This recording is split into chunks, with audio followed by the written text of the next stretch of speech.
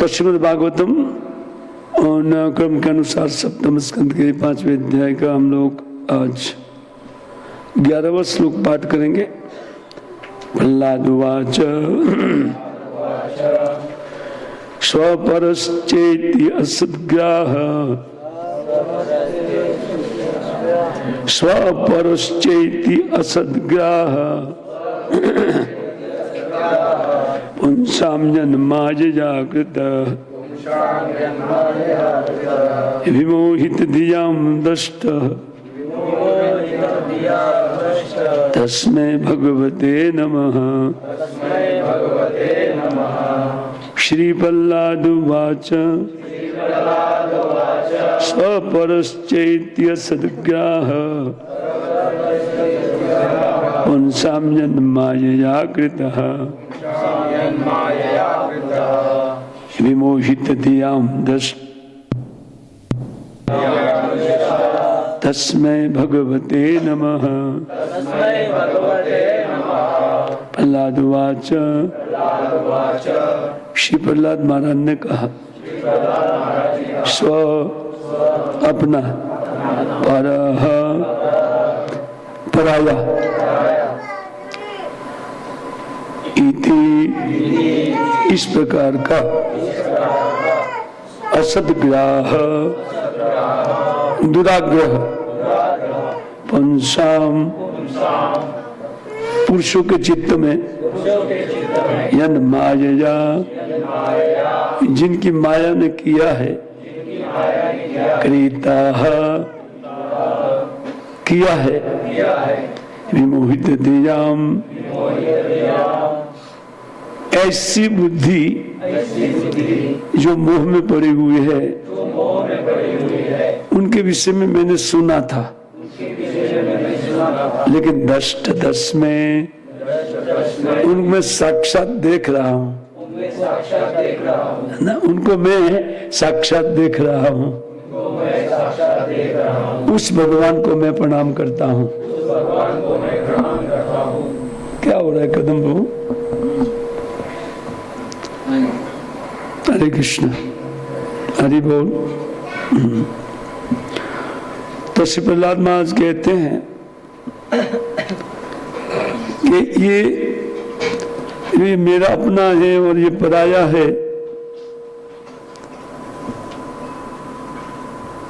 इस प्रकार का भेद भगवान की माया उन्हीं के चित्त में उत्पन्न करती है जो मोह में पड़ा हुआ है। और इस प्रकार इन मोह के विषय में मैंने सुना था या मोहित जीवों के विषय में, लेकिन आज साक्षात उनको मैं देख रहा हूँ। ऐसे भगवान को मैं प्रणाम करता हूँ। अमज्ञानतिमिरन्धस्य ज्ञानाञ्जनशलाकया चक्षुरुन्मीलितं येन तस्मै श्रीगुरुवे नमः। श्रीचैतन्यमनोभीष्टं स्थापितं येन भूतले स्वयं रूपकदा मह्यं ददाति स्वपदान्तिकं। वन्देऽहं श्रीगुरौ श्रीयुतपदकमलं श्रीगुरोर्नवैष्णवं श्रीरूपं साग्रजातं सहगण रघुनाथान्वितं तं सजीवं साद्वैतं सावधूतं परिजनसहितं कृष्ण चैतन्यदेव श्रीराधा कृष्णपादान् सहगण ललिता शिविशाखान्वितं मुखं करोति वाचालं पंगुमलंघयते गिरिं यत्कृपातमहं वन्दे परमानन्दमाधवं श्रीगुरुनितारिणं श्रीचैतन्य ईश्वरं जयतं सुरतपङ्गोरमम मन्दमतिर्गति वत्सरवत्सपदाम्बोजो श्रीराधामदनमोहनो वाञ्छाकल्पतरुभ्यश्च कृपा सिन्धुभ्यैव च पतितानं पावनेभ्यो वैष्णवेभ्यो नमो नमः। श्री कृष्ण चैतन्य प्रभु नित्यानंद श्री अद्वैत गदाधर शिवासादि श्री गौर भक्तवृंद। हरे कृष्ण कृष्ण कृष्ण हरे हरे हरे राम राम राम हरे हरे कृष्ण।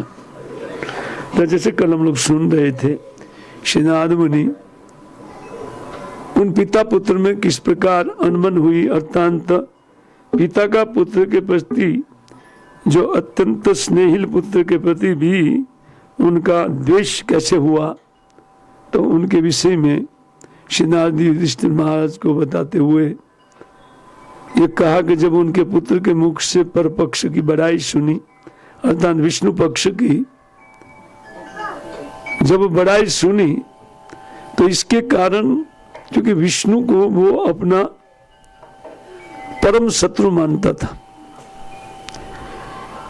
हिरण्यकशिपु के भाई हिरण्याक्ष का वध भगवान वराह के रूप में श्री भगवान ने किया था और इसी के कारण उनको वो अपना शत्रु मानता था और उनका भक्त होने के नाते श्री प्रहलाद महाराज के प्रति उनकी ऐसी बुद्धि हुई थी।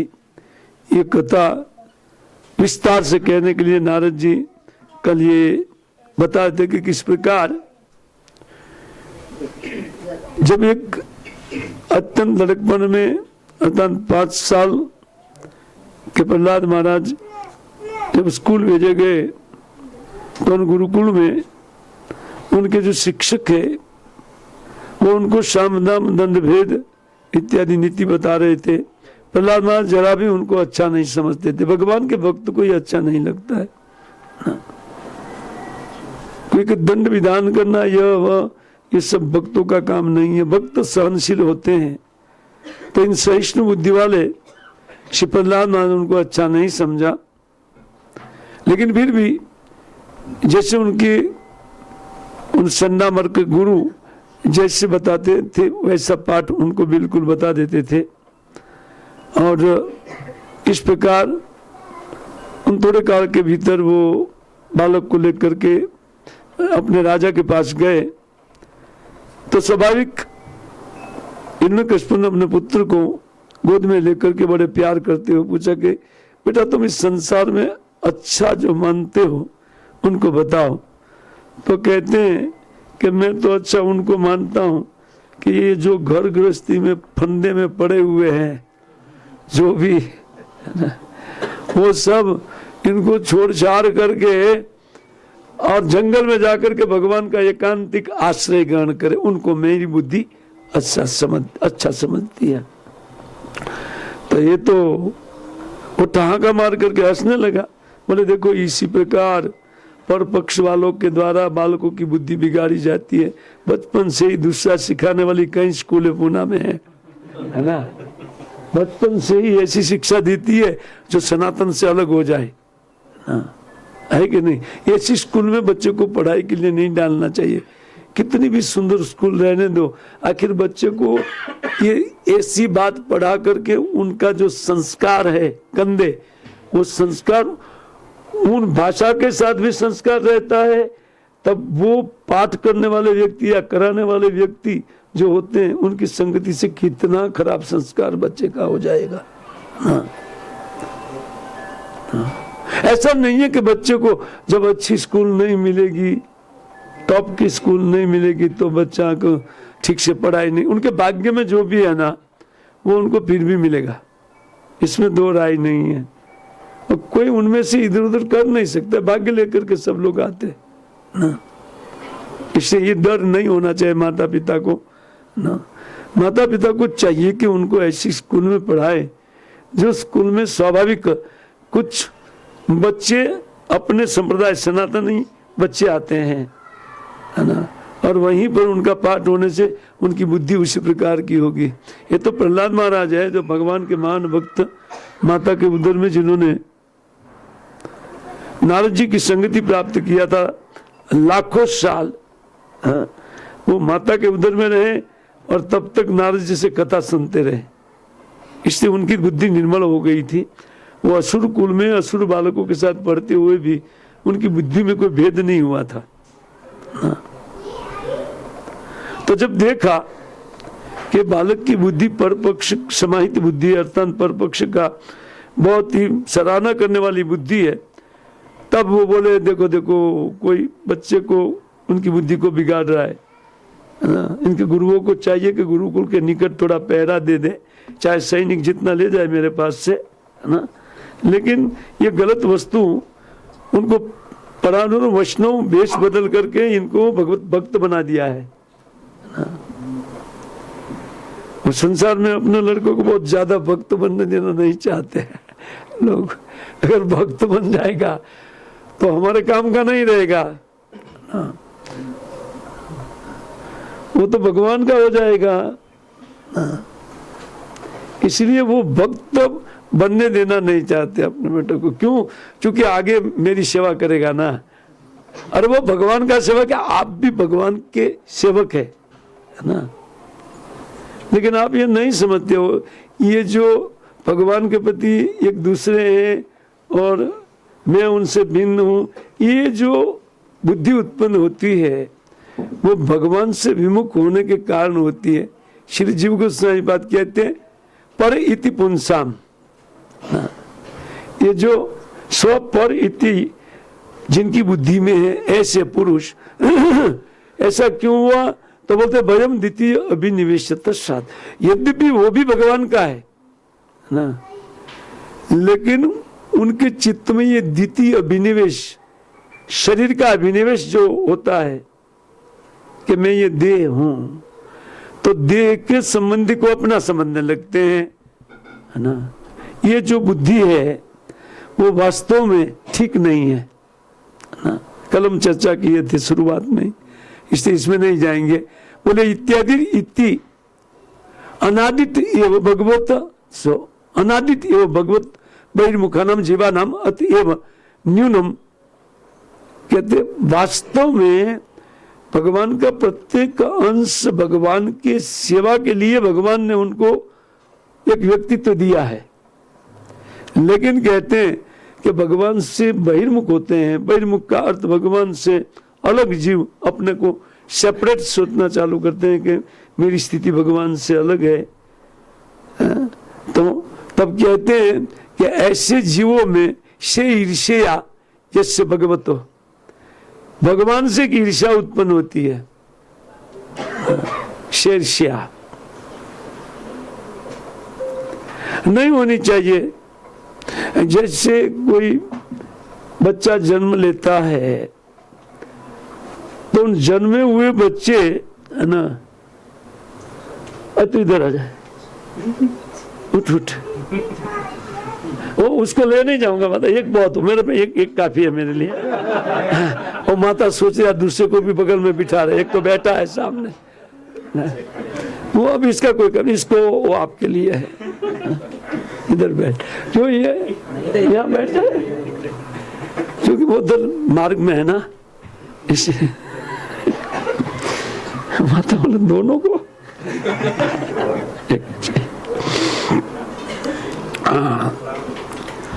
तो जब जीव भगवान से, भगवान के साथ होता है तब तो बुद्धि नहीं होती है। लेकिन जब उनकी बुद्धि में एक विपरीत भावना उत्पन्न होती है, वो विपरीत भाव क्या है? देखिए, जीव एक इंस्ट्रूमेंट है, एक साधन है।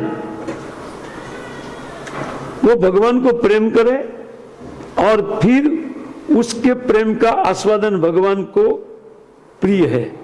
कोई भगवान को प्रेम करता है, अरे अपने को कोई प्रेम करता तो कितना अच्छा लगता है ना।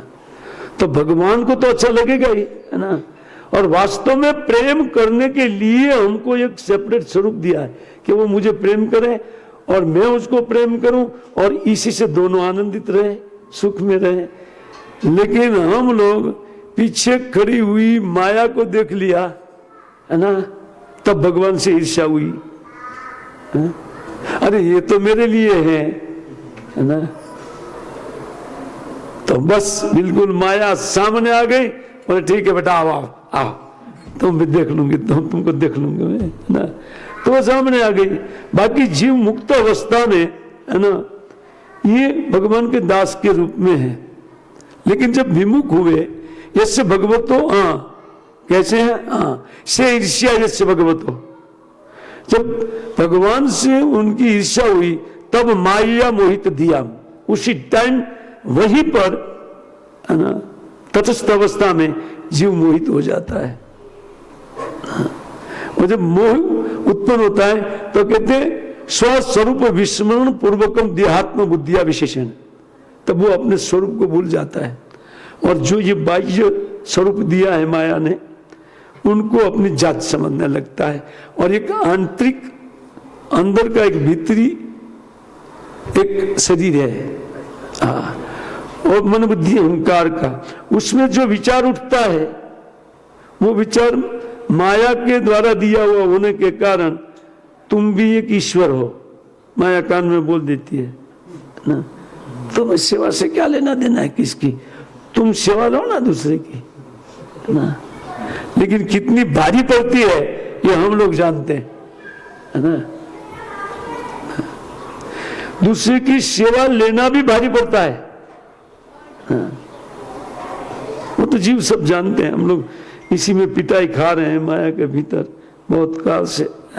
तो देखिए सिद्धांत बहुत सुंदर, जीव के समय तत्वाचार्य है ना, ऐसे थोड़ा लंबा पढ़ लिखा है।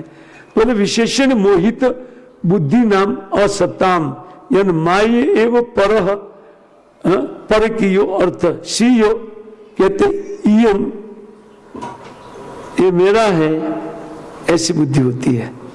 देह के संबंधित बुद्धि चलती है, आत्मिक धरातल पर यह बुद्धि नहीं होती है। जो कोई व्यक्ति स्वरूप प्राप्त हो जाता है, व्यक्ति उनको अपने स्वरूप का भान हो जाता है, वो समस्त जीवात्माओं में एक सम बुद्धि आ जाती है कि ये सब मेरे जैसे हैं और न किसी के प्रति ईर्ष्या न द्वेष, ब्रह्मभूत प्रसन्नात्मा, न सोचती न कांक्षती न समस्त सर्वेषु भूतेषु, समस्त जीवों में उनकी समान बुद्धि है।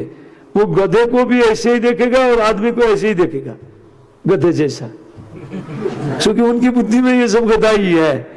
क्योंकि आदमी होकर के भी अगर आदमी जैसा काम नहीं करता है ना, है कि नहीं। तो एक उच्च धरातल पर उठा हुआ व्यक्ति प्रपंच में पड़े हुए प्राणियों को ये विभिन्न बुद्धि वाले देखते, जैसे प्रहलाद महाराज आश्चर्य करके बोल रहे, क्या रे मैंने तो सुना था नारद जी से माता के गर्भ में कि भगवान की माया से मोहित जीव क्या क्या करता है ना? वो किसी को अपना समझता है, किसी को पराया समझता है। लेकिन मैंने सुना था, अब तो देखा, मूल श्लोक में है, बोले दृष्टि तस्मे, जब देखा तो बोले आहा क्या भगवान की माया है और कैसे जीव को मोह के पैर में डालती है। ये भगवान को मैं प्रणाम करता हूं कि ये माया हमारे पर काम न करे, है ना। ये माया कभी भी हमारे पर काम न करे। तस्मै नमः भगवते, इसका ये अर्थ है उन भगवान को मैं प्रणाम करता हूं कि जिनकी माया हमको न लगे ना, इस अर्थ में प्रणाम कर रहे हैं, है ना। आइए आगे क्या लिखते हैं उसको पूरा करते हैं। तेषाम तदा ग्रह शांति त्वमेव नमस्करोमि इति अर्थ। जो ये दुराग्रह उत्पन्न होता है, उन दुराग्रह की शांति करने के लिए उनके शरण में जाना ठीक है, यही बता रहे प्रहलाद महाराज। क्योंकि जिनकी माया है उनके शरण में जाने से ही जीव माया से मुक्त हो सकता है। तत्व उपाय सहस्त्र स, आगे लिखते हैं कि इनका एक हजारों उपाय है। लेकिन ये गुरु ग्रहण करके गुरु के उपदेश पर, उनके पद चिन्हों पर चलना, वो जो उपदेश देते हैं वो उपदेश के अनुसार भगवान का भजन करना, ये सर्वश्रेष्ठ उपाय है। और शीघ्राति शीघ्र जीव माया से छूट सकता है ना। फिर उनको एक शरीर छोड़ना नहीं पड़ेगा, जो शरीर वो प्राप्त करेगा बाद में वो कभी नहीं छोड़ना पड़ेगा। एक नित्य शरीर उनके लिए है, वो तब भगवान दे देते हैं उनको, ठीक है, वो हमारे भीतर ही है, उनका विकास हो जाता है। जो हम भजन करते हैं और ये प्राकृतिक धरती से जितने ऊपर उठते हैं, तो मैं, मेरा और पराया वो बुद्धि बहुत ज्यादा नहीं रहती है। अब भी गुरु महाराज सबको अपना शिष्य समझते थे, इस होलिनेस गोपाल कृष्ण महाराज ना, जो ना ऊपर उठ चुके उनका बुद्धि ना, ये मेरा शिष्य दूसरे का शिष्य नहीं ना, उनको उनका शिष्य मिल सकते, दूसरे का शिष्य भी जाकर के इतने ही प्रेम से मिलते थे महाराज, आओ बैठो बैठो, उल्टा अपने शिष्यों से ज्यादा प्रेम करते थे ना। ये देखा गया उनके, क्यों? क्योंकि उनकी दृष्टि बदली हो गई है ना। तो एक व्यक्ति की होती है तो हमारी नहीं होगी क्या ना? देखो, स्वपर बुद्धि होने से व्यक्ति किसी को राग द्वेष करके कर्म बंधन में फंसता है। वो कर्म बंधन को जिसका हमने सत्कार किया है अपना समझ करके, और जिसको पराया समझ करके जिनका तिरस्कार किया है, वो जिसका अभिनंदन किया है और जिनकी निंदा की है, उनके लिए एक शरीर मिलता है भोग के लिए, जो हमारे पास अभी है। कुछ लोग स्वभाव से हमारे निंदक है ना, क्योंकि उनकी निंदा हमने पूर्व जीवन में की है या इसी जीवन में की है, ये हमारा ही कर्म प्रतिफलित होता है ना। बहुत समझने लायक बात, इसीलिए बुद्धिमान व्यक्ति को ये दुराग्रह छोड़ना चाहिए। ये दुराग्रह रखते हुए जब तक हमारा भजन चलेगा ना, तब तक वो अहम भाव जाएगा नहीं। ये मुझे कैसे बोल सकते हैं, ये ऐसा कैसे हो सकता है, अरे तू किस खेत की मूली है, भगवान को भी गाली देते लोग, नहीं देते? अरे आप तुच्छ जीव है, वो गाली खाने लायक ही काम करते तो गाली देगा लोग, इसमें क्या है? खाओ और तगड़ा हो, खा खा करके, क्योंकि खाने से ही तगड़ा हुआ जा सकता है ना। दिक्कत क्या है? क्योंकि हमारा काम संसार में कितना भी बुद्धिमान व्यक्ति है, जब तक उनको ये दुराग्रह रहता है मेरा और तेरा का, तब तक वो गाली खाने लायक ही है ना। कोई उनको नालायक बोले तो नहीं समझना चाहिए, लायक नहीं, अभी लायक बनो, है ना। तो नालायक बोला और हमको बोला, बल्कि आप गधे को नालायक बोल दीजिए, वो कोई माइंड नहीं करेगा, है ना। वो थोड़ा सा भी माइंड नहीं करता है, अरे नालायक गधा, ठीक है ठीक है, तुम मेरे जैसे हो ना इसलिए बोल रहे हो, वो जरा सहन कर ले, आज भी सहन नहीं करेगा। उसमें भी ये बुद्धि है, स्वपर भेद वाली बुद्धि उसमें है, इसलिए वो आदमियों को देखते ही नहीं, है ना। गधे लोग है, कुछ प्राणी है तो उनको दिखाई पड़ता है कि हमारे जैसा है। हाँ, माया इतना बुद्धि बिगाड़ देती है जीव का कि अंततः मनुष्य से वो नीच योनि में गिर जाता है। भय यहां पर है हमारे लिए, ये व्यवहार हमारा मेरा तेरा जैसा व्यवहार रहता है, तो हम इसी के कारण पशु योनि में जा सकते हैं। अब कौन पसंद करेगा भाई पशु बनना, लेकिन जाना पड़ता है, क्या करें, क्योंकि हमारा व्यवहार ऐसा है पशु जैसा। पशु बुद्धि भी आगे आता है ना। ये वास्तव में मनुष्य बुद्धि नहीं है, ये पशु बुद्धि है ना। इसलिए एक श्लोक है शास्त्र में, ईशान विद्या न तपो न दानम न ज्ञानम न शीलम न गुणो न धर्म ते मृत्यु लोके भुवि भारभूतः मनुष्य रूपेण मृगः चरन्ति ना। जिसके पास ज्ञान नहीं है, जिनके पास धर्म का आचरण नहीं है, जो कोई दान धर्म नहीं करता है और एक बिल्कुल सद्गुणी व्यक्ति नहीं है कोई, है ना, तो वो व्यक्ति पृथ्वी पर भार, भूमि भारभूतः, पृथ्वी पर केवल भार रूप है ना। और क्या बोलते हैं, केवल बोझ नहीं पृथ्वी के लिए, बल्कि वो कहते हैं कि द्विपाद पशु चरंती, तो दो पैर वाला पशु है। मैं नहीं बोल रहा हूं, क्षमा कीजिए, कुछ नए वाले लोग को 2 बार क्षमा चाहता हूं, लेकिन शास्त्र बोलता है, कहते हैं भूमि भारभूता मनुष्य रूपेण मृगः चरण, ये मनुष्य रूप में पशु है ना। हाँ। तो ये वास्तव में ये पाश्विक बुद्धि है ना, पशु बुद्धि है। हाँ। जो केवल 4 काम करती है, आहार निद्रा भय और मैथुनम च, बस। पर ये तत् समानम पशु भी नराणाम, ये तो पशु और आदमी में समान है, तो क्या भेद हुआ? अगर ये 4 काम व्यक्ति करता है तो क्या भेद हुआ? इसलिए इनको पाश्विक बुद्धि बोलते हैं। खैर, यह कहते हैं कि तेषाम तद आग्रह शांति, दुराग्रह शांति के लिए तमेव नमस्करोमि इति अर्थ। हमारे आचार्य सलाह देते हैं कि भगवान को प्रणाम करना सीखे, धीरे धीरे उनकी ये बुद्धि दूर हो जाएगी और वो मनुष्य से देवता बन जाएगा।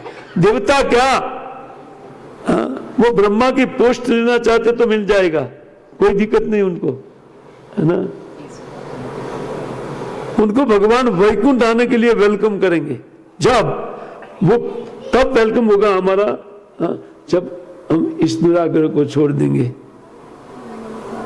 ये अपना है और ये पराया है, ये बहुत बड़ा खराब चीज है हमारे लिए।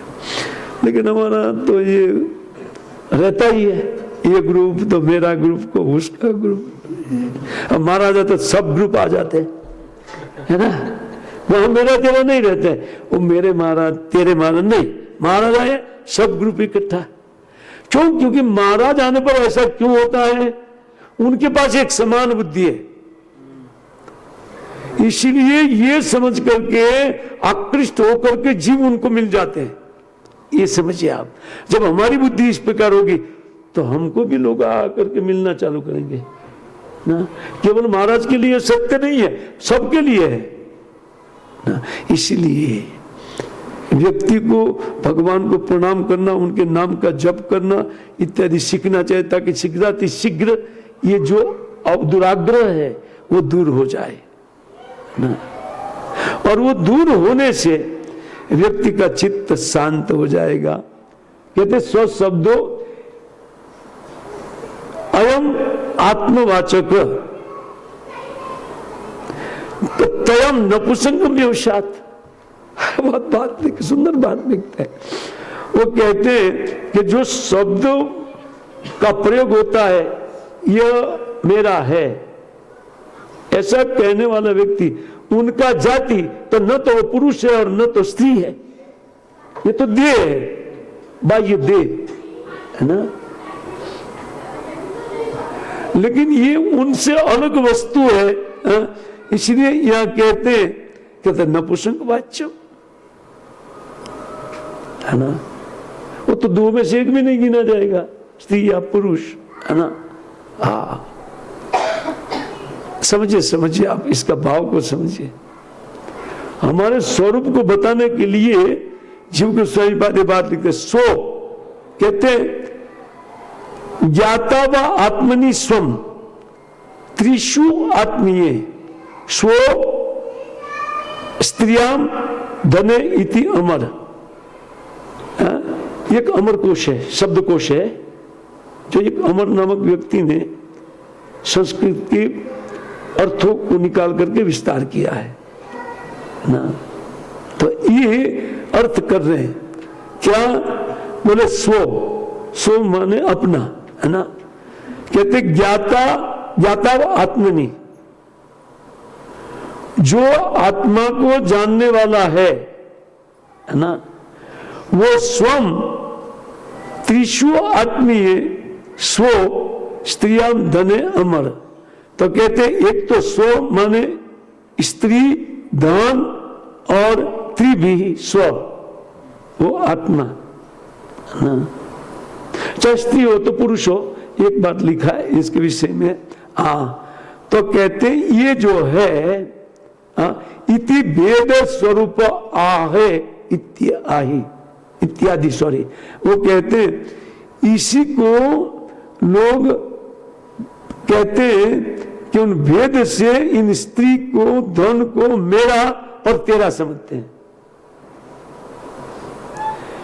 लेकिन ये धन किसी की वस्तु रही है अच्छा ये स्त्री किसी की रही है, लेकिन वो आत्मा इन स्त्री के विषय में मेरा या मेरी और ये तेरी या तेरा धन, ये शब्द प्रयोग करते हैं ना।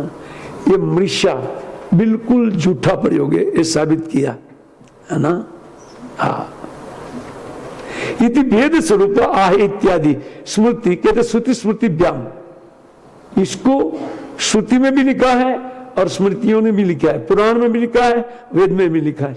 विशेषण चराचर सर्वस्व श्री हरिर अधीन प्रवृत्ति अवगमात पश्चात न अज्ञ इति अनेन पशु बुद्धिर अबुद्धिर्भिर इति एतत् पद द्वयम अभिप्रायो दर्शित। ये स्व पर का भेद जो है, वो कहते हैं कोई व्यक्ति सोचे कि ये सब कुछ जो है चराचर में जो वस्तु है सर्वस्व हरिर अधीनम, ये तो भगवान के अधीन है, मेरे अधीन कोई है, मेरा कैसे हो जाएगा? वस्तु मात्र भगवान का है तो मेरा कहां से आ गया ना? सब भगवत अधीन है। जो कोई ऐसा समझेगा उनमें वो स्व पर भेद चला जाएगा। एक उपाय है, इसलिए मैंने थोड़ा लंबा खींचा इसको, और खींचना बहुत आवश्यक है ना। अब कहते हैं कि इसी प्रकार इस अभिप्राय दर्शित, इस अभिप्राय से श्री भगवान को उन्होंने नमस्कार। भगवान सब आपकी वस्तु है और यहां जीव तेरी और मेरी बोल रहे हैं, और इसके लिए झगड़ा चालू है। कितना बड़ा झगड़ा, मर जाते हैं लोग लाखों की संख्या में, है कि नहीं? ये हमारी बॉर्डर है और ये दूसरे की बॉर्डर है ना। 31 स्कंद में एक सुंदर श्लोक है, पृथ्वी हस्ती है, उनको जीतने वाले राजा लोग हैं, उसी पृथ्वी पर जीतने के लिए सो जाते हैं। पृथ्वी हस्ती, देखो ये मेरी मेरी करके सो गया है ना, आया मेरी गोद में है ना, लेकिन मेरी मेरी करते हुए है? अगर माता के रूप में मुझे दिखता था तो मैं उनको बोलती थी पिताजी ये है ना? लेकिन तू मेरी है, मैं भोगूंगा, इतनी पृथ्वी मेरी है, ये मेरा है, ये माया है ना। पृथ्वी देवी, बहुत सुंदर श्लोक नहीं निकालता हूं मैं, बहुत सुंदर श्लोक है वो, कि पृथ्वी कैसे हंसती रहती है ना। और देवता लोग खूब हंसते हैं। यहां जब मेरा तेरा करते ना, भला 2 दिन का मेहमान है, क्योंकि उनकी आयु बहुत है, 36,000 साल की, 6 महीना का एक दिन है उनका। कितना? 6 महीने का एक दिन। आहा, हमको मिल जाए, क्योंकि खींच करके जीने की इच्छा है ना, मरना नहीं चाहते है ना। वो देवता लोग भी हंसते हैं उनके ऊपर, अरे यार ये थोड़े टाइम के लिए कितना लड़ाई कर रहे हैं ये लोग।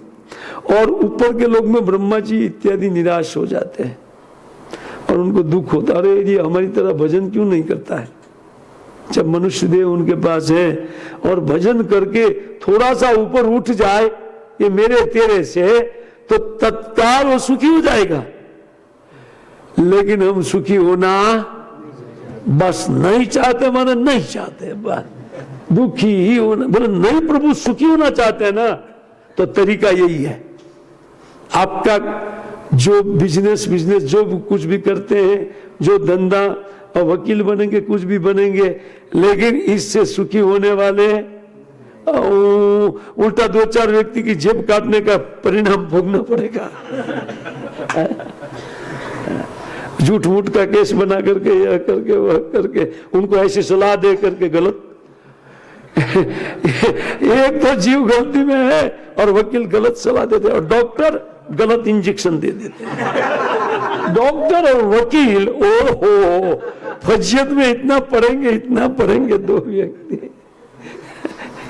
इससे दोनों को व्यवसाय बदली कर देना चाहिए, तो बड़ी फजियती होगी आगे चल करके। क्योंकि वो दोनों पक्ष को ठगते हैं एक साथ में, उसको ऐसे चढ़ाएंगे, इसको ऐसे चढ़ाएंगे, दोनों के पास से पैसा लेते हैं है ना। वो एक झूठी इंजेक्शन दे करके कल आना, कल एक दूसरा मारेंगे, है ना। अपना बात, अपना वस्तु निकालने के लिए, जो कि वो उनका नहीं है, उनके साथ जाने वाला नहीं है ना।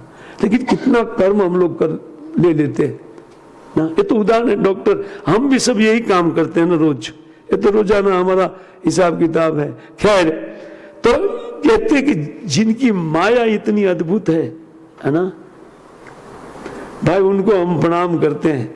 दूसरे तो ठीक है, उनको प्रणाम करना है, लेकिन असली प्रणाम तो उनके प्रति हमारा है।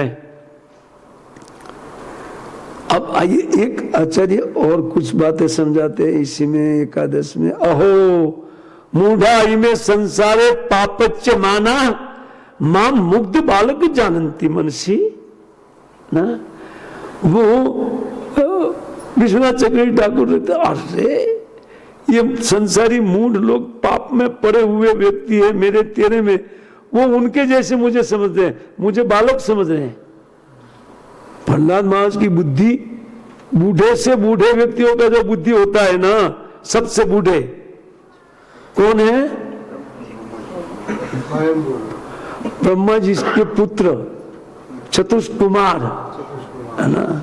वो सबसे बूढ़े व्यक्ति है इस संसार। ब्रह्मा जी तो स्वयंभू है, लेकिन ये सबसे बूढ़े हैं। लेकिन 5 साल से ज्यादा आयुष उनका ऊपर जाता ना। और 5 साल के बालक में इसलिए रहते हैं कि मूर्ख बालक आनंद में रहेगा। तो बालक है तब तक आनंद में, एक दफ्तर आ जाता तो टेंशन। जब तक बालक है कोई टेंशन नहीं, खेलो कूदो नाचो गाओ, पिता सब करेगा ना। जब उनके ऊपर आता है ना तब टेंशन आता है। इसलिए वो 5 साल के आयुष्य, अर्थात नित्य शरीर उन लोग के पास हो गया है, जो हमारे लिए भी है। और भगवान सोचते हैं जल्दी से जल्दी ये नित्य शरीर में फिट होने का आचरण करे, हरे कृष्ण मंत्र का जप करे, है ना, गुरु के आश्रय में जो आदेश है उनको पालन करे, भागवतम का पाठ करे, बस उनको दूसरा कुछ वस्तु करना नहीं चाहिए। चाणक्य पंडित का सुंदर शिक्षा है। बोले वो कहते हैं कि जब नित्य जीवन अनित्य संसार को प्राप्त या अनित्य शरीर को प्राप्त हो जाता है, क्या बोला ठीक से ध्यान में आया? जीव नित्य है और ये अनित्य देह जिनको छोड़ने के लिए दिया जाता है, अनित्य वस्तु को प्राप्त हो जाता है, उनको केवल ये 4 कर्म ही करना चाहिए, 5वां कोई कर्म करना नहीं चाहिए। क्या? बोले तज दुर्जन संसर्गम, 1 दुर्जनों का संगति का त्याग। दुर्जन कहते हैं भक्त नहीं है, उनको दुर्गत कहते हैं ना। तो उनका संगति का त्याग, और भज साधु समागमम, प्रयत्न पूर्वक साधुओं की संगति करना चाहिए। और कुरु पुण्य अहोरात्रम, रात दिन दूसरे को परेशान किए बगैर जीवन यापन करना चाहिए। हमसे कोई परेशान न हो जाए।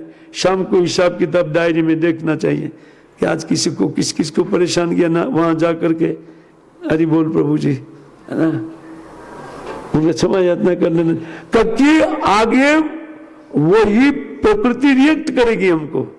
हमारा ही जो किया हुआ कर्म है वो प्रकृति उनको प्रेरित करेगी करने के लिए, क्योंकि सबका स्वभाव प्रकृति के अंदर में, सात्विक राजसिक तामसिक के रूप में। वो जानती है कि किसने किसका अपमान किया है, उनके अपमान के लिए वो प्रेरित करेगी। उसका बेचारा का दोष नहीं है, दोष हमारा है जो हमको अपमान करता है। इसलिए ये शरीर मिला है सहन करने के लिए। हम सोच रहे सुख प्राप्त करने के लिए शरीर मिला है। कौन देगा आपको मफत में, फोकट में? कोई चार्ज तो दिया नहीं, शरीर का कोई चार्ज दिया? इसमें एक आंख नया डालना है, वो तो आएगा ही नहीं, है ना। मान लीजिए दूसरे का लेना है ना, तो कितना मांगेंगे? और भगवान ने सब कुछ दिया है ना, देखो इतना सुंदर। लेकिन भगवान को कभी थैंक यू नहीं बोलना है, बस मेरे तेरे में पड़े रहता है, पड़े रहना, और जो भी देखता है वो मेरे पास होना चाहिए था, उसके पास क्यों है? अरे भाई उनके भाग्य में है इसलिए है, आपके भाग्य में नहीं है ना। सुख दुख जन्म मरण यश और अपयश, ये 6 वस्तु हमारे हाथ के बाहर की बात है। इसके लिए इनके लिए जो प्रयत्न करते हैं ना वो मूर्ख, लेकिन वो तब तक प्रयत्न करता रहेगा जब तक 100 पर भेद है ना, तब तक ये अहंकार प्रेरित करता रहेगा है ना। और एक दूसरे की अपमान, एक दूसरे के सत्कार इत्यादि, तो जिन्होंने सत्कार किया है वो सत्कार करेगा जिन्होंने, तो ये तो भगवत अधीन है। कर्म करने के बाद वो तो भुगवाएगी, प्रकृति भुगवाएगी, हमारे हाथ की बात नहीं है। कितना भी अच्छा रहो लोग निंदा करेंगे ही करेंगे है ना, क्योंकि उनका निंदा किया है। इससे दुख नहीं मानना चाहिए, निंदा करेंगे तो उल्टा सुख मानना चाहिए है ना। वो तुलसीदास जी महाराज बोलते हैं हमारे निंदक को तो मैं मेरे घर के सामने मेरे से अच्छा आवास बना करके दूंगा, एक सुंदर घर बना करके, मेरे से बढ़िया घर, सुखपूर्वक रहे और खूब गाली दे, खूब मेरी निंदा करे, क्योंकि जितनी निंदा करेगा उतना मेरा पाप कटेगा है ना। तो इतना ऐसा हितैषी कहां से मिलेगा ना, ये साधुओं की समझ है ना। हमारे महाराज के पास में एक दिन गया था, याद आ गया महाराज अमुक व्यक्ति आपके गुरु भाई है, आपकी निंदा करता, बोले चुप चुप चुप चुप, वो बोलना बंद किया, चुप ना, मैं सुनना नहीं चाहता, चुप रहे। नाम तो सुना ही नहीं, बात सुनना उन्होंने पसंद नहीं किया, नहीं सुनना नहीं, इसलिए दीक्षा दिया है मैंने तुमको।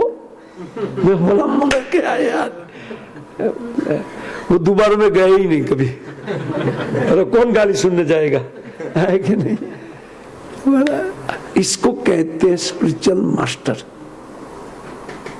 और हमारे पास दूसरे कोई तो तेरे विषय में अमुक ये बोलता था, क्या बोलता था बोले ये निंदा करता था, नालायक कहीं का, वैसे चालू, वो दिमाग चढ़ जाता है, ये प्रकृति है ना। लेकिन हमने उनका किया, इसलिए बेचारा कर रहा है, बदला ले रहा है। हाँ। अगर ये सोच आ जाए तो बहुत ऊपर उठा जा सकता है। खैर इसी श्लोक में अटक जाएंगे, आज मुझे ये 3 श्लोक पूरा करना है ना।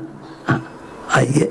हाँ, वो कहते हैं चक्रजी ठाकुर थोड़ा, माम मुग्ध बालकम जानाति थी मनसी इत्या पर पक्ष स्वपक्ष असद ग्रह आ गया, ग्रह श्रेष्ठ पुंसाम संसार सिंधु पतिता नाम ग्राहो।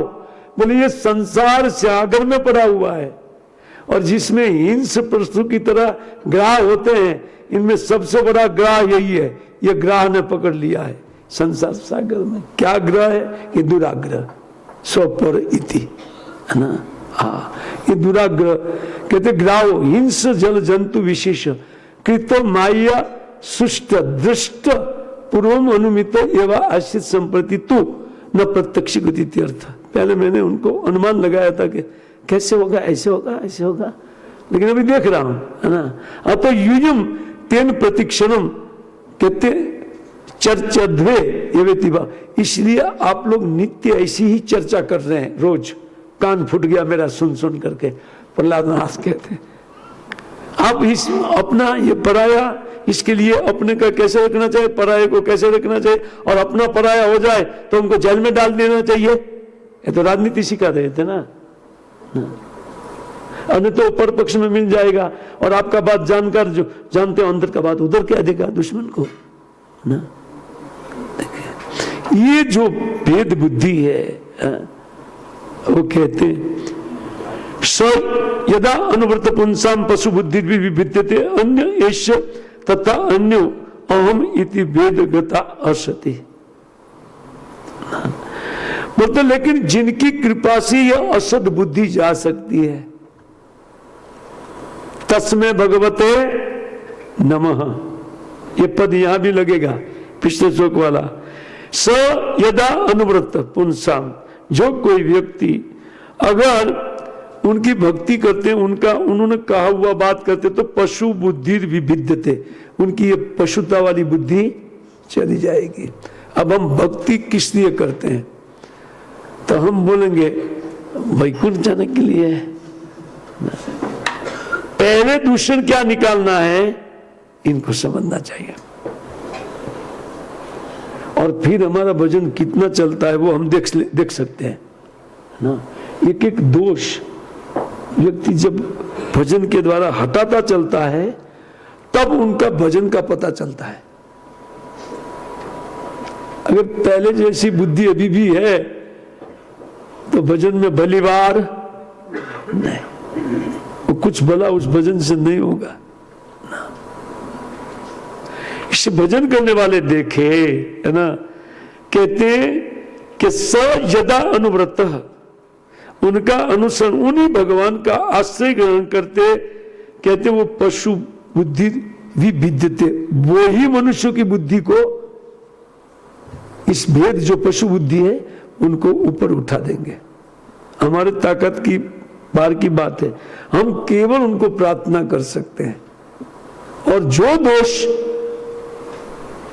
दिखाई पड़ता है, वो दोष जब नहीं जाता तो उनके लिए हरे कृष्ण मंत्र जप करते हुए रोना चाहिए कि ये जाता नहीं है, ये जाता नहीं है ना।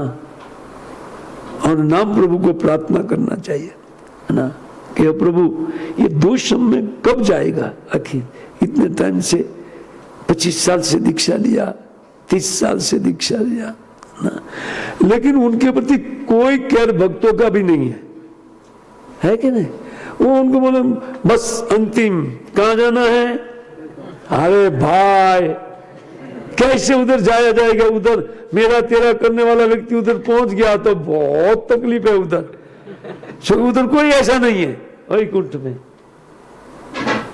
ये मेरा तेरा बुद्धि यहीं छोड़ करके जाना पड़ेगा, तब तो वो योग्य होता है वैकुंठ जाने के योग्य ना। इसे भजन करने वाले व्यक्ति को सबसे पहले अपने आप को टटोलना चाहिए। और इसी बात का बुरा लगा, है ना, जब इसी बात किसी को कहते हैं तो इसका बुरा लगता है। क्या हमको कम भजन करने वाले बोलते हैं क्या, है ना? नहीं, देख करके कीजिए ना। हम ठीक, हम कहाँ कह रहे हैं, देख करके कीजिए आप, लेकिन वो दिखते नहीं है। भक्ति करने वाले को सबसे पहले अपने दुर्गुण दिखाई पड़ेंगे, और कौन कौन दुर्गुण है उनको वो हटाने की चेष्टा करेंगे, अपने से नहीं, ये माया है, ध्यान रहे।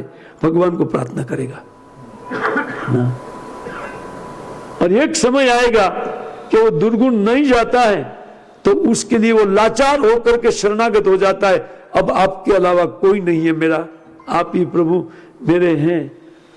और तब भगवान बोलते हाँ अभी दिमाग ठिकाने पे आया है, लात खा करके, है ना, तेरे मेरे में खूब लात खाया और अभी मुझको मेरा बोल रहा है, ठीक है बेटा। देखो भगवान बोलते हैं मैंने मर्यादा का स्थापन किया है, ये बोलना पड़ेगा, यही मर्यादा है वेदों में। अपना चित्त शुद्ध करना पड़ेगा जीव को, है ना। वो गोप कुमार बोला तो आप इतना जब मेरे लिए लालाई थे स्वर्ग वैकुंठ में तो ला देते थे ऐसे ही, पूरा ऐसे ही ला देते, तो यहाँ कितने लोग का तुम निंदा बैठ करके करता था, है ना। तुलसी का पहले करता था, तुलसी एक पेड़ को यहाँ डाल दिया चरण में, क्या आदमी नहीं मिला भगवान को, अरे बाप रे कितना बड़ा निंदा हो जाता था, है ना। लेकिन वहां तुलसी की सब प्रशंसा करते हैं, वाह, है ना, वृक्ष है, लेकिन क्या सद्भाग्य है। जिनकी बुद्धि में ये भेद नहीं रहेगा वो सबका सराहना करना सीखेगा, क्योंकि एक मनुष्य ऐसा नहीं है जिनमें सद्गुण नहीं है। एकाध सद्गुण है उनको वो बहुत हवा दे करके बड़ा करता है ना, उनके दोषों को देखता ही नहीं वो बुद्धि। हाँ, ये बहुत सुंदर उपदेश है इसी से ना। भक्ति में बहुत सहायक है ये उपदेश, भजन करने वाले कितने। इसलिए कल से भजन करने वाले लोग एक डायरी रखे, है ना, एक नोट बनाए, आज किसके साथ कैसा व्यवहार किया, और शाम तक एक फोन कर दे। वो तो जाने की जरूरत नहीं है। बोले वंशा कल्पतरु प्रभु जी, बोले क्यों बोल रहे हो भाई, हैं? बोले आज ऐसा सोचा था, आपके लिए सोचा था, है ना। वो पहले तो सब पाना भर जाएगा एक दिन में। बोले कितने कितने को फोन नंबर नहीं है सबका, है ना। तो कोई बात नहीं, धीरे धीरे वो कम होता जाएगा, क्योंकि फिर हम केयरफुल। और इतना लिखना जोखना है ना। एक नियम यहाँ राजश्याम प्रभु ने बनाया, जो मंगल आरती में 108 बार हरे कृष्ण मंत्र लिखे। अरे बोले पहले 16 बार करेंगे, 108 बार लिखेंगे, एक दंड है। लेकिन दंड भी कैसा है, दंड भी एक गिफ्ट है। ये भगवान के भक्त लोग हैं ना, हाँ, उनका श्राप भी आशीर्वाद हो जाता है। सज्जन नारद मुनि ने श्राप दिया, अरे ये नंग धड़ंग खड़े, है ना, देवता होकर के पेड़ बन जाओ, पेड़ बन जाओ, है? लेकिन तुम पेड़ कहाँ बनोगे, नंद महाराज के आंगन में बनोगे। फाइन क्या, 108 बार हरे कृष्ण मंत्र लिखो, है ना। कितना सुंदर फाइन देते हैं ना।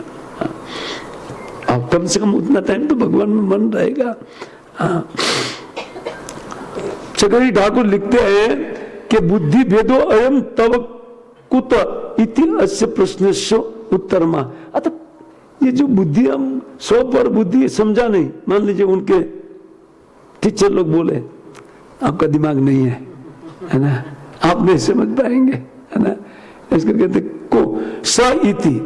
तो इस श्लोक में जो स इति से चालू होता है श्लोक, स सदा अनुव्रत उनसाम पशुबुद्धि, तो इस अभिप्राय से लिखा गया। कितना बजा, पूरा कर दूंगा आज का, तो ये 300 ले ही लूंगा। हाँ? तो कहते हैं अनुव्रतो अनुकूल विशेषण ना, जो भगवान को अनुकूल कर लेता है ना। क्या एक एक शब्द लिखा है, भगवान को जो अनुकूल कर लेता है, विशेषण विद्यते विद्यते पशु बुद्धि का, है ना। बोले तुम ये क्या श्लोक बोला, पंडित के लड़के ले, शुक्राचार्य के लड़के, है? लेकिन दिमाग में नहीं जाता है श्लोक ना। तुम ये क्या बोला, जिनका आश्रय या जिनको अनुकूल करने से विद्यते अर्थात विधि देते, वो बुद्धि नाश होती है, पशु बुद्धि दे, वो क्या पशु बुद्धि, हम तो आदमी हैं, पशु बुद्धि हमारे पास, हाँ। लेकिन अब हम तो जान गए कि पशु बुद्धि तो है ना, हम तो इसको बराबर जान गए। हाँ, मतलब तत्र आह अन्य येषो अस्मद विपक्ष तथा अन्यो अहम यतस्य घातीयति इति भेदागति असति असाधु। वो कहते हैं जीव के लिए बिल्कुल ठीक नहीं है जो आपके पास है। ये मोह के कारण ये हमारे पक्ष का है और ये शत्रु पक्ष का है, तो शत्रु पक्ष वाले को मार देंगे, है ना। ये जो बुद्धि है वो बहुत खराब बुद्धि है। न साधु मन्य, है ना, कहते वो असाधु असति, असति ये भेदम गता, असति असाधु।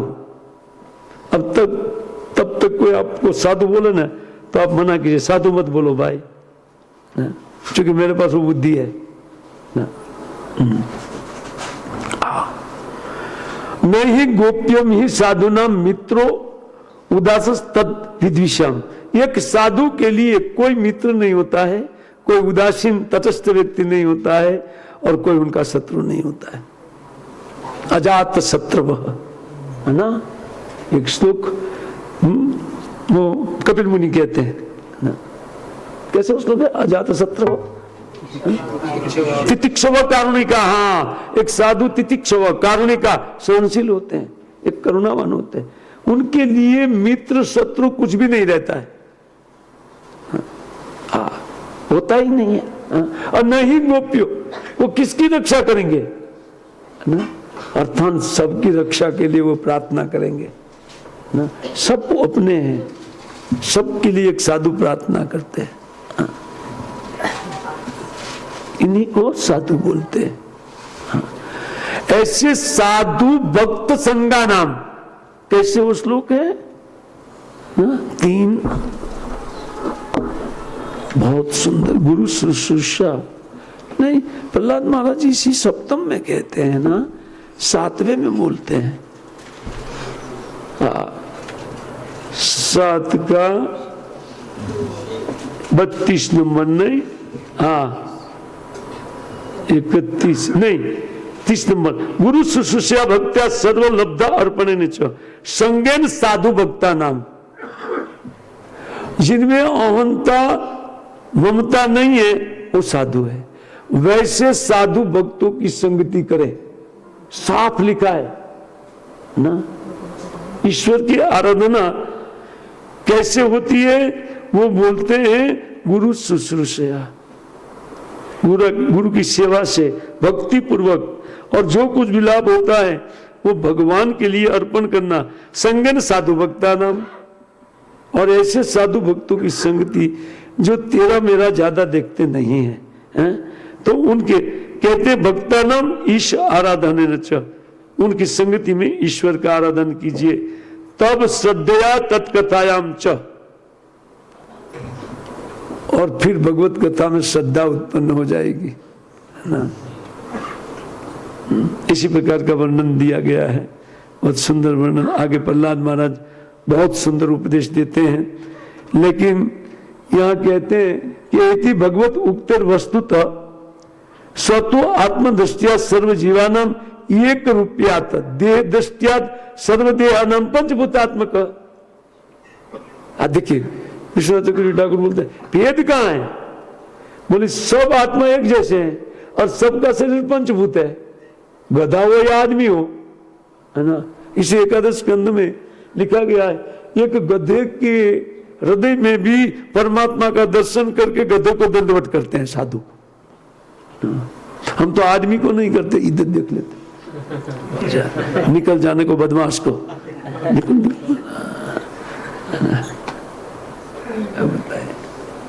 इसे तो बुद्धिमान व्यक्ति गधे को करेंगे नहीं प्रणाम, गधा ये नहीं सोचता है आदमी को कि ये आदमी मेरा है कि ये आदमी पराया है। पशु बुद्धि उनमें होती है, फिर भी ये नहीं होता कि मेरा पराया आदमी के साथ, लेकिन हम तो आदमी आदमी में मेरा पराया करते हैं। थोड़ा कंटालाजनक है, लेकिन काम की वस्तु है ना। अच्छा ठीक है, तो जब तक ये व्यवहार नहीं सीखेंगे, वो कहते हैं सत्व आत्मदृष्टिया सर्व जीवानाम एक रूपया न देह दृष्टिया सर्वदेहानाम पंचभूतात्मक। तब भेदो नास्ती विभाव, कि कोई भेद नहीं है।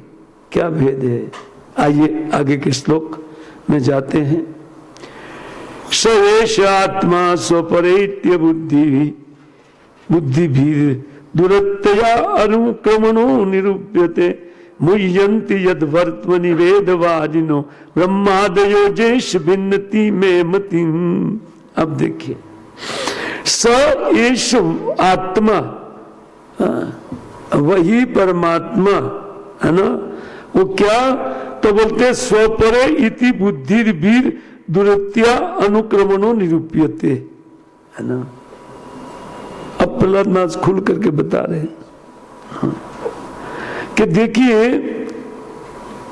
जिनकी माया से जीवों की ऐसी बुद्धि हुई है, ऐसा ही है ना, स्वपरिति बुद्धि भी दुरत्या अनुक्रमणो निरूप्यते मुह्यन्ति, जिनकी माया ने ऐसी बुद्धि की है, उस भगवान को समझना आसान नहीं है, या उनके कार्य को समझना आसान नहीं है। आप बोले कि किसने बुद्धि बिगाड़ा, इसी ने बिगाड़ा है, समझो लो।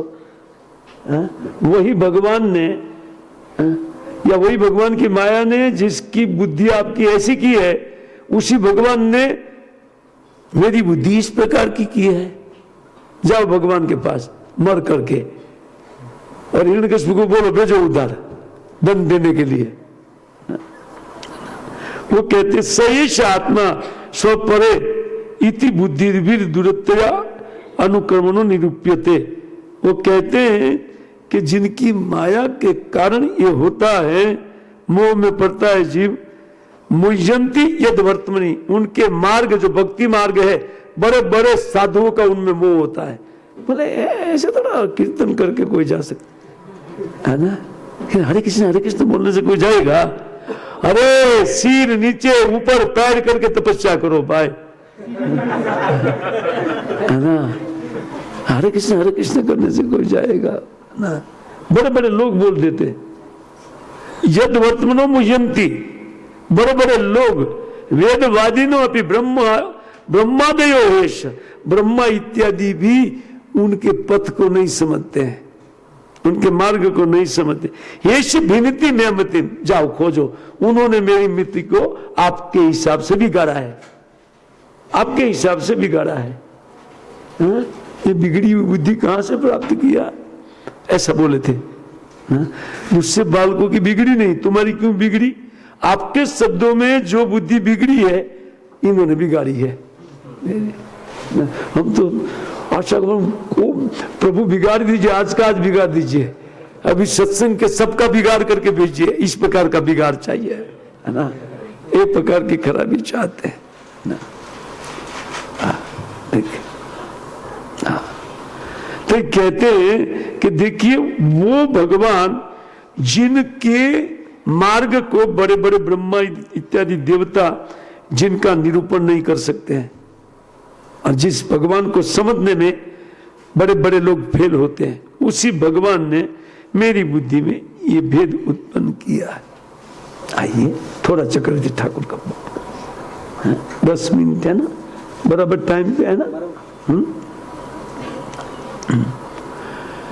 कहते उक्त लक्षण पशु बुद्धिमत्तम सुदुर्गेयम इत्या, ये समझ में नहीं आ रहा हमारे स इति, इसलिए है वो स इति कहते येष परमात्मा स्वपक्ष परो विपक्ष इति कुत्सिता बुद्धि येषां तेर दुरअन्वयम दुर्गमम अनुक्रमम अनुसरणम यश, आप जैसी बुद्धि उनके मार्ग में जा नहीं सकती है। इसका अर्थ भक्ति के पास जब तक ये बुद्धि रही तब तक भक्ति होगी नहीं। बहुत सुंदर प्रसंग है ये। अच्छा हुआ मैं दूसरे घुस नहीं गया, है ना। वो 7वें में जाना चाहता तो 6ठे या 7वें में, यहाँ सुंदर उपदेश निकला। ब्राह्मण है ना बुद्धि देने वाले, मगर मेरी तो वैश्य बुद्धि है, वणिक बुद्धि। क्या चक्रवर्ती ठाकुर बात लिखते हैं यार। वो कहते हैं उक्त लक्षण पशु बुद्धिमताम सुदुर्गेय, ऐसे पशु बुद्धि वाले व्यक्ति भगवान की पदवी को या उनके मार्ग को नहीं समझते हैं। करते हैं, हमारे जैसे व्यक्ति विधि भक्ति करते हैं, लेकिन इन विधि भक्ति को समझते नहीं है। नहीं समझने का क्या अर्थ है? इससे कितना लाभ हुआ आज तक मालूम नहीं है। प्रभु जी यार मैं तो पहले करता अभी नीचे गया हूं ऐसा लगता है ना। बहुत लोग आते हैं मेरे पास,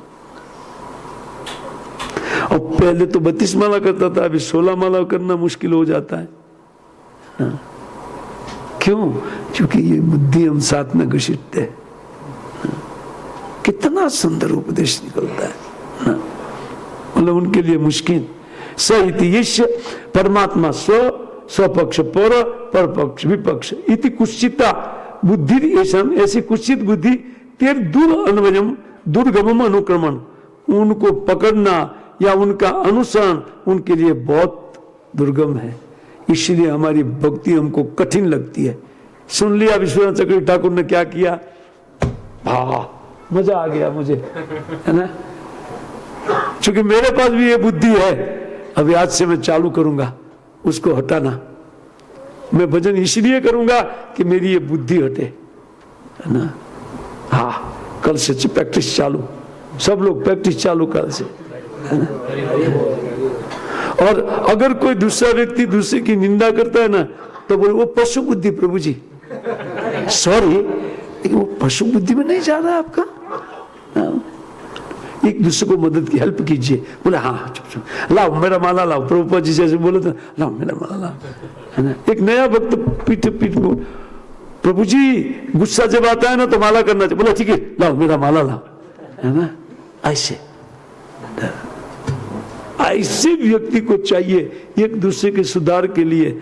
देखो हमारा इतना ग्रुप, तो कम से कम इस ग्रुप में अभी ये निंदा कुतली नहीं होना चाहिए और सबको समान समझने की चेष्टा करनी चाहिए ना।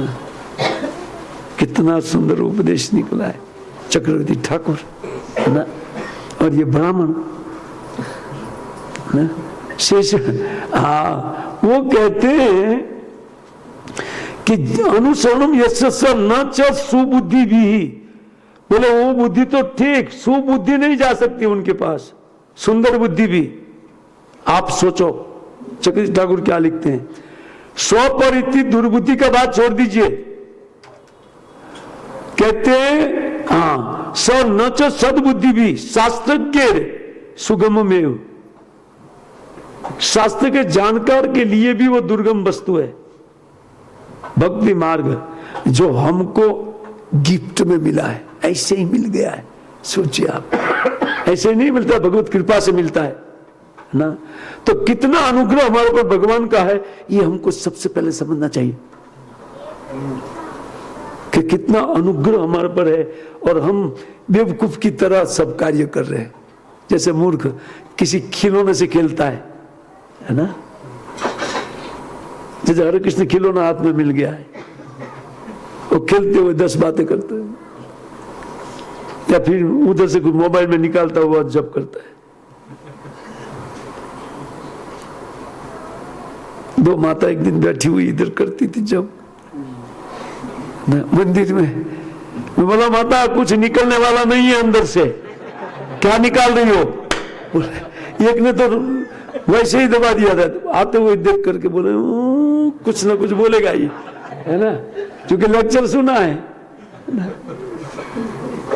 अब सबको बोलने वाला आदमी जब सामने गलती देखा तो बोल लेगा, है ना। तो एक तो तुरंत अंदर कर दिया, लेकिन दूसरी का ध्यान उसी में था, है ना। तो बोला माता जी उसमें क्या निकाल रही है आप प्रभु जी। फिर वो हरे कृष्ण करने लगे। वस्तु तो ये उसमें 100 पर के अलावा कुछ नहीं, मोबाइल में उसको दृढ़ होगी भावना, इसी से अपने पराये की भावना दृढ़ होती है। हम हिंदू है, हम हिंदू है, हाथ में झंडा लेके निकले थे आज लोग, मुसलमान हमारे दुश्मन है, फिर पाकिस्तान में जन्म हो जाएगा, हिंदू हमारे दुश्मन है। यही तो कार्यक्रम चालू है, ये कार्यक्रम चालू है। माया बोल हाँ ठीक, हिंदू बेटा पकड़ में आया है, अभी तो दादी भी बढ़ा लिया है, कर दो उनको, जाने दो, है ना, इनको वो सारी जाने दो। हाँ यस, भावना बदलना चाहिए, भाव हमारा बदलना चाहिए। आत्मिक धरातल पर उठा हुआ व्यक्ति ये 100 पर बुद्धि उनमें नहीं रहती है ना। अब देखिए उसी को श्रीपाद बता रहे, यद वर्तमनि यद प्राप्ति मार्गे अनुसरण रूपे भक्ति योगे वेदवादिनो वेदार्थ तात्पर्य विवेचका भी मुह्यंती। यंतु कहते ज्ञान लव दुर्बल विदग्धा। आपके पास तो थोड़ा सा भी ज्ञान नहीं है, आप तो बहुत दुर्बल है उनमें, आप कैसे समझोगे। बोले ये क्या है, स्वपर बुद्धि क्या है, तो आपके दिमाग में नहीं जाएगा भाई, भक्तों के दिमाग में नहीं जाता है सामान्य व्यक्ति के दिमाग में कैसे जाएगा ना। अब उसको टटोला जाता है वहां पर कि यहाँ देखिए यहाँ देखिए, ये अहंकार के कारण होता है। ऐसा प्रवचन खुल्लम खुला पसंद नहीं आता, रास नहीं आता है, बताइए। ऐसा नहीं बोल देना चाहिए किसी के दिल को धक्का लगे, धक्का नहीं, टुकड़ा हो जाए तब ठीक है, धक्का का बात बोलते हैं। ऐसे दुर्बल हृदय का तो टुकड़ा करके खंडन कर देना चाहिए ना, तब जाकर के सीधे चलेंगे।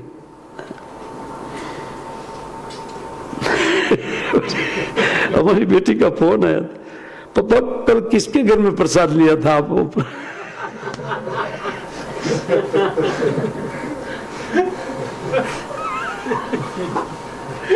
तो सुबह का प्रवचन सुन रही थी वो, किसके यहाँ प्रसाद लेकर के बैठे थे।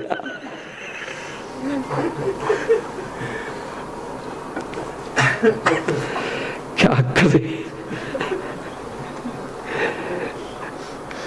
वो कहते देखो भाई, आप लोग तो ज्ञान लवत दुर्बला अविदग्धा किमुत्ति भाव, तुम लोग कैसे समझोगे?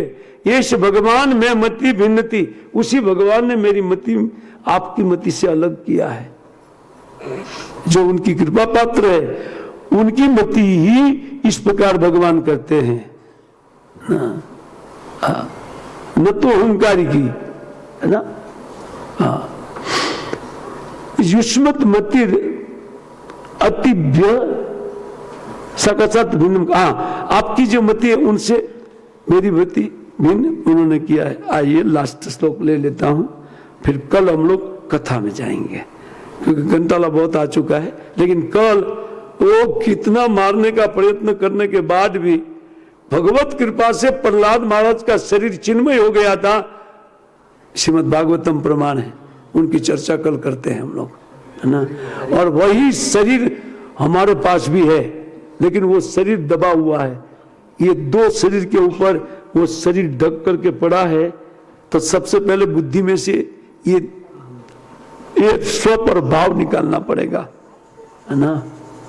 तब साथ में चिन्मय देह भी प्रकट हो सकती है। यथा ब्राह्मति ययोद ब्रह्मन कहते स्वयं आकर्ष सन्निधो तथा में भिन्नते ते चक्रपाणे यदश्चया। वो कहते हैं कि देखिए वही भगवान में मेरी मति स्वाभाविक ऐसी है ना, उनकी कृपा के कारण, यदश्चया शब्द आया, उनकी कृपा के कारण मेरी बुद्धि स्वाभाविक उनके प्रति चली जाती है। जैसे लोह चुंबक के प्रति स्वाभाविक लोहा खींचा चला आता है, मेरी बुद्धि ऐसे उनकी ओर चली जाती है ना। आइए विश्वनाथ जी क्या लिखते हैं, स एव मतेर भेद कि माकारम इति चित्तत्वा। वो किस प्रकार की वो बुद्धि है? बोले यथा न, किस प्रकार हुई? बोले यथा यही लोहम। वो मैं भी नहीं जानता हूँ कि कैसे हो गई, क्योंकि मैं तो माता के उदर में था, है ना। यही लोहम आकर्ष यशस्कांतस्य चुंबक। बोले सन्निध स्वयं भ्रामति, उनके अगल बगल में स्वयं लोहा भ्रमण करता है और कभी उनसे चिटक जाता है ना। तथेव मैं चेत चक्र पाने सन्निध स्वयं भ्राम्यति विद्यते युष्मत् चेतव्य सकाशात भिन्नम भवति यदस्येति न अत्र सत्कर्म तपः दान हेतुत्वम संभवती इति अर्थ। क्या पर पड़ती है? उसी चक्रपाणी की कृपा से मेरी बुद्धि स्वाभाविक उनके प्रति आकर्षित होती है, और इस प्रकार का आकर्षण कोई तपस्या के द्वारा उत्पन्न नहीं कर सकता है, और कोई दान दे करके सत्कर्म दे करके न संभवंती इति अर्थ। अयम अर्थ अयस्कांतेन स्वशक्ति एवं लोहमाकृष्य स्वसंयुक्ति क्रियते तत्र किमपि कारणम प्रयोजनम च नास्ति इति। कहते यस्कांत स्वभाव यथा तथैव चक्रपाणी स्वभाव एवं यत् कृपा परवश स्वभक्त चेतस स्वस्मिन् आकर्षणम इति। वो अपने प्रेम देख करके प्रेमी भक्त के चित्त को अपनी तरफ आकर्षित कर लेते हैं। ये मर्यादा है, देखिए वेद में, है ना। भगवान ने स्थापित किया है कि व्यक्ति को अपने से अपनी बुद्धि सुधारना पड़ेगा, है ना। अब इतनी सुधर जाए ना, ये मेरे और तेरा भेद निकल जाए, है ना, यहाँ दिखते हैं कि स्वयं भगवान उनके प्रति कृपालु हो जाएंगे, है ना। हाँ, यह कृपा परवशतया, वो कृपा करने के लिए परवश हो जाएंगे, नहीं इनको लाओ, इनको लाओ, इनको लाओ, है ना। वो स्वभक्त चेत स्वस्मिन आकर्षण थी, फिर उनकी चेतना को अपनी ओर भगवान आकर्षित कर लेते हैं, है ना। हाँ, तत्र मम किम स्वातंत्रम अस्ति इति भाव, मेरी कोई इसमें स्वतंत्रता नहीं है। और आप कितना भी सिखाए लेकिन दूसरा बात भी जाने वाला नहीं है। पिताजी के पास कंप्लेन करना है तो कर दीजिए, जाइए, अब कल कंप्लेन जाएगा, ठीक है। और उनके बाद में ओ हो, है ना। लेकिन उनके बीच में बहुत सुंदर श्लोक एक बोलते हैं प्रहलाद महाराज, जो ये इस जो सेशन का बहुत सबसे सुंदर श्लोक है। श्रवण मगेतनम अविष्णु, अब बोले तो कई बार सुना है, लेकिन श्रीपाद से सुनिए, है ना। वो क्या लिखते हैं, आश्चर्यजनक वस्तु लिखते हैं। मैं तो बैठ करके पाठ पढ़ रहा था, एक का एक पाठ पढ़ने में मेरा 2 घंटा निकल गया। क्या यार, क्या लिखा है, क्या लिखा है अंदर में, है ना। लेकिन तत्वाचार्य लिखते हैं जीव गोस्वामी पर, कल हम लोग पाठ करेंगे उनका। हरे कृष्णा कृष्णा कृष्णा हरे हरे, हरे राम राम राम हरे हरे। तो कल पुनः आप पधारिए। आज थोड़ा बोरिंग प्रवचन था।